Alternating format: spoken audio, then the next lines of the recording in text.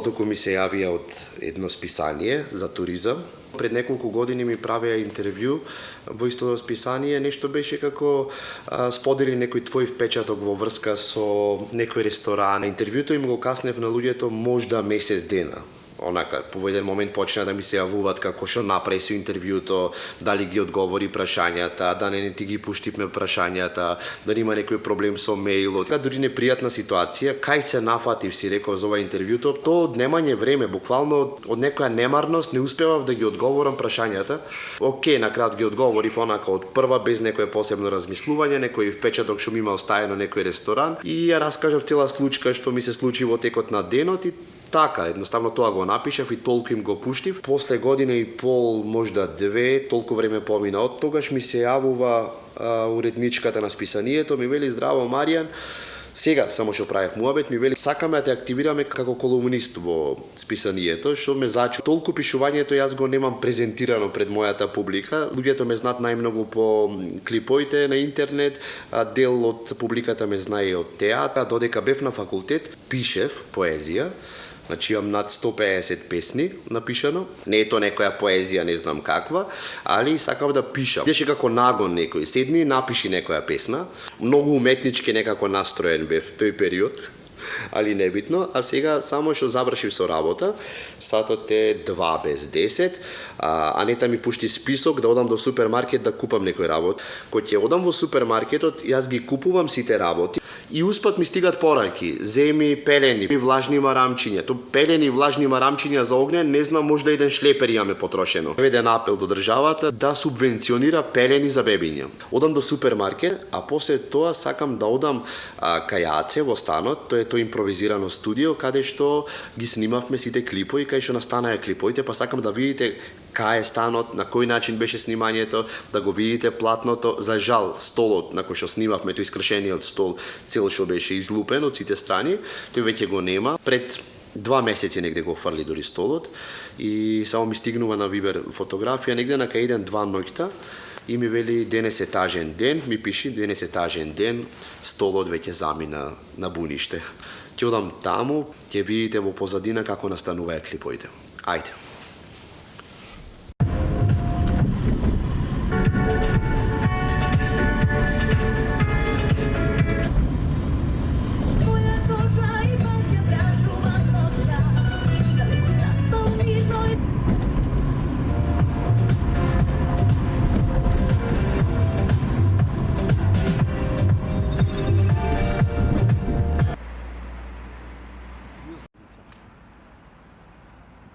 Па од другата година пак на одмор ќе мислиме ќе правиме. Ајде, Аце, повели, иди наваму.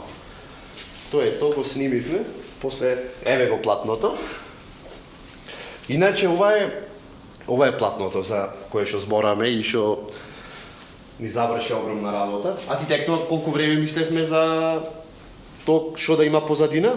Да. А што беше идејата уствари првата? Зашо Green screen. Green screen ќе клававме нешто, поима немам. Ама, ете, на крајот се снајдовме, сега едва го врзавме, после колку години, после 6-7 години го најдовме платното тука. Овде ги снимавме уствари клиповите, така?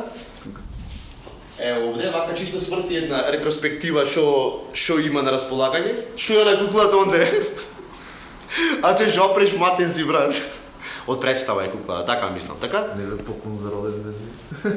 Ама нешто истушена е, не одржаваш нешто. Гадите ми ја изработи. Овде пред 7 години, 2011 ми се чини, да, 2011. 11-12. Така беше. Па сезона. Сезона, да. И тука баш го наместивме green screen за позадина, не, окей, ова платното ќе го користиме. Ова платното? А? Со кабли изврзано. Со кабли, добро, тука сега што можеме да импровизираме. Иначе ова е осветлувањето. Горе рапите. Ова платното уствари, јас го зедов од Германија. Бев Германија таму на работилници за такви работи, стендап и кабариња, не знам шо. И ми останаа последниот ден ми текнува 10 евра. 10 евра за последниот ден демек да јадам нешто ова она. И си викам што да земам како да земам. Не, имав 20 поточно евра. И чекам во една редица пекара. пекара, ред огромен онака и си викам ајде да земам една кифла поголема да ми држи онака дури да тргнам. Пример како дента са бајлето, ноќта тргнувам со авион. И добро, окей, стигнувам на ред, немаш многу време за избирање. Стигнувам на ред, так викам ова ја ќе земам кифла, 9 евра кифлата. Испод 9 евра немаше. Викам окей, голема кифлата, одозгора со некој како павлака нешто беше ми текнувало. Ја земам таа кифлата, почнувам да јадам, брат. То беше павлака со шеќер. Мислам в устата не се клава, не знам како јадат. И ја изедов таа кифлата, ми држеше како така и ми остане уште 9 евра. Уште 10 евра имав негде. 11 поточно. И се шетам, што да купам, успомен ништо немам земено, не знам, 10-15 дена бевме во Берлин. Што да земам, вака некој сувенир, не знам, што иначе ком индијанци на улица, но оние што продаваат работи, меѓу сите тие и ова го продаваја, платното 10 евра. И не знам, чаршав за ручавање, значи, не знам да што е платното. И викам ова колку? 10 ми викам. Окей, дај ми го, си го зедов и така не знам што да му управам и не знам од кај дојде идејата, спонтано, некако ни текна, ај ќе оклајме... Ти го најде негде. Да, дома, немаше што да прави така место фаќаш, ај ќе оклајме за позадина. И супер дојде. И остана... Сега таму. И сега остана тука, колку ми, 7-8 години, а тука е гардеробата на Dreamcast, воедно, и на се што снимаат. На Солза и Смеа Плюс, и се што снимаат се. Значи тука еве овие се кошулите на Леон, така? Да. Кошулите на Леон, сега не можеме ги облечам. Малце сум издевеле. Има тука сигурно нешто, некои џамаданчиња, нешто има фуста на изроната. За жал периката не можевме да ја најдеме. Јас нема негде, така? Ти ја зеде и наврати. Да, така беше? Да, бе. Абе негде јас нема, брат. Мислам дека негде јас нема стварно. А периката, тука беше хаос, ти се снима еден куп работи. И случајно ја најдов таа периката, му викам наце што перика е оваа брат. Ми вика не знаме за фрлање таа ептен гној онаква из буричкана, извалкана, ти текнува така беше моментот. И викам дај бе окей ќе клам клавање, лепешка, то не беше перика. И почнавме да ја снимам изронатата. Така излез. Така се роди изронатата. О, добро, ова нека си седи, тука ќе видиме. И така се роди Стативот на Маријан. Што не носи плочка со него, значи џабе цел статив си го влече. Џабе влечкав онака, ама тоа е. И мора да има план Б. План Б, АЦ ако најде некој статив. Ова е студиото. Како се најде, ова е погледот од нашето студио. На 5 сме.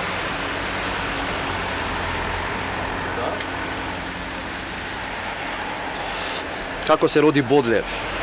Бодле беше моментот, ја живеам на Бајро, имавте шанса да видите каде.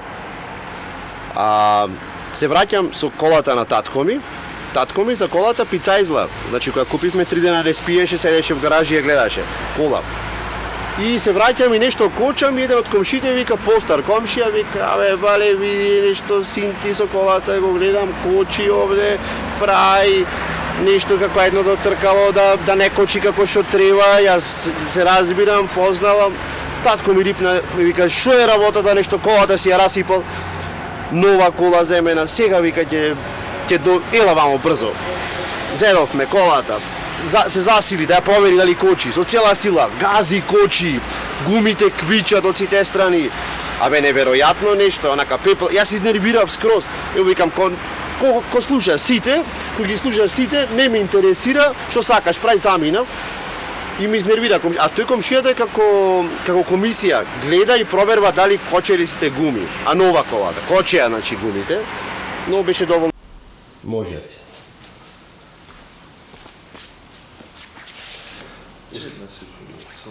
Како се вика куклата иначе? Лолита како се. Лолита, таа е. Лолита седи си, ти уживај се. Ама сега само Лоло станал.